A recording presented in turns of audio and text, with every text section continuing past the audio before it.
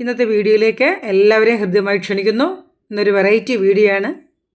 ചിത്രത്തിൽ കണ്ടു പൊങ്ങ്, coconut embryos, haustorium, coconut sprout, coconut apple എന്നീ വിളിപ്പേരുകളിൽ അറിയപ്പെടുന്നതും പഴയ തലമുറയ്ക്ക് പരിചിതവും എന്നാൽ പിന്നീട് എപ്പോഴോ മാഞ്ഞു പോയതുമായിട്ടുള്ളൊരു വിഭവം.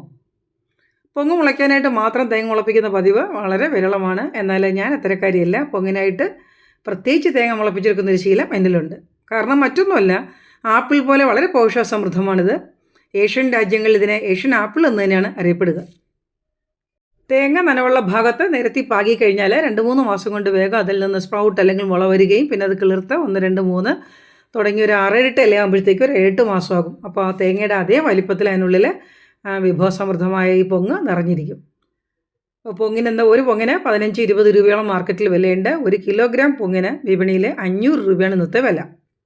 ഇതിൻ്റെ പോഷകഘടകങ്ങളെക്കുറിച്ച് പറയുകയാണെങ്കിൽ ഈ പൊങ്ങിൽ ധാരാളമായിട്ടുള്ള ജീവകങ്ങൾ, ധാതുക്കൾ, പിന്നെ നമ്മുടെ മനുഷ്യ ശരീരത്തിന് ഹാനികരമല്ലാത്ത കൊഴുപ്പ്, യഥേഷ്ടം ഫൈബർ, കാർബോഹൈഡ്രേറ്റ്, ന്യൂട്രിയൻസ്, ആൻറ്റി ഓക്സിഡൻറ്റുകൾ, അമിനോ ആസിഡുകൾ എന്നിവയാൽ സമ്പുഷ്ടമാണ്.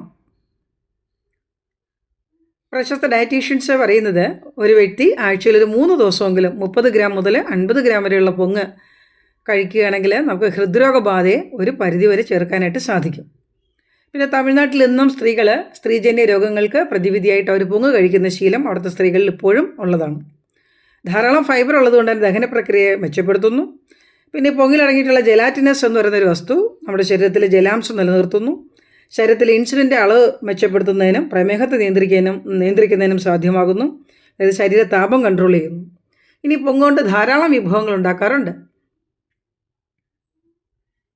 അതേപോലെ നല്ല വെള്ളം നീർവാഴ്ചയുള്ള ഭാഗത്തോ ജലാംശമുള്ള ഭാഗത്തോ തേങ്ങ ഇങ്ങനെ പാകി കഴിഞ്ഞാൽ ഒരു 6-8 മാസമാകുമ്പോൾ ഇതേപോലെ ആകുകയും നമുക്കത് മുള വന്നു കഴിഞ്ഞ് ഒരു 6-5 ലീഫൊക്കെ ആകുമ്പോൾ തന്നെ പൊട്ടിച്ച് അതിൽ നമുക്ക് പൊങ്ങ് കഴിക്കാനായിട്ട് സാധിക്കും. ഇത്തരത്തിൽ വേര് പറ്റി പിടിച്ചിരിക്കും. പിന്നെ നമ്മൾ തട്ടി മാറ്റിയിട്ട് സാധാ തേങ്ങ പൊട്ടിക്കും പോലെ പൊട്ടിച്ച് കഴിഞ്ഞാൽ അതിനകത്ത് നിറച്ച് പൊങ്ങുണ്ടാകും. ഈ പൊങ്ങുകൊണ്ട് ധാരാളം വിഭവങ്ങൾ ഉണ്ടാക്കാമെന്ന് പറഞ്ഞു. പൊങ്ങ് പായസം വളരെ പ്രശസ്തമാണ്. അതോടൊപ്പം മിൽക്ക് ഷേക്ക്, പാല്, പഞ്ചസാര, നെയ്യ്, ഏലക്കയൊക്കെ ചേർത്തുകൊണ്ട് മിൽക്ക് ഷേക്ക്.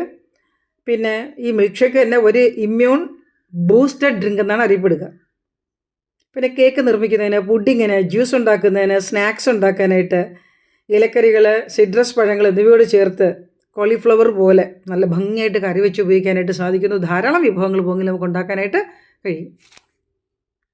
പൊങ്ങ് കഴിക്കുമ്പോഴും ശ്രദ്ധിക്കേണ്ട മറ്റു ചില കാര്യങ്ങൾ. കേടായത് ഒരു കാരണവശാലും കഴിക്കരുത്. ദൃഢമായ പുറന്തോട്ടുള്ള പൊങ്ങ് മിക്കവാറും ചീത്തയായതായിരിക്കും. പിന്നെ അലർജി ഉള്ളവർ മിതമായ അളവിൽ മാത്രം കഴിക്കുക. പൊങ്ങ് കഴിക്കുന്നതിന് അത് കഴുകി വൃത്തിയാക്കി ഒന്ന് കഴുകി വൃത്തിയാക്കിയേ കഴിക്കാവൂ. മറ്റ് പോഷകഘടകങ്ങൾ കഴിക്കുന്നതിനോടൊപ്പമേ പൊങ്ങ് കഴിക്കാവൂ. അല്ല പൊങ്ങിലെല്ലാം ഉണ്ടെന്ന് ഇരുത്തിയിട്ട് പൊങ്ങ് മാത്രം ആക്കരുത്.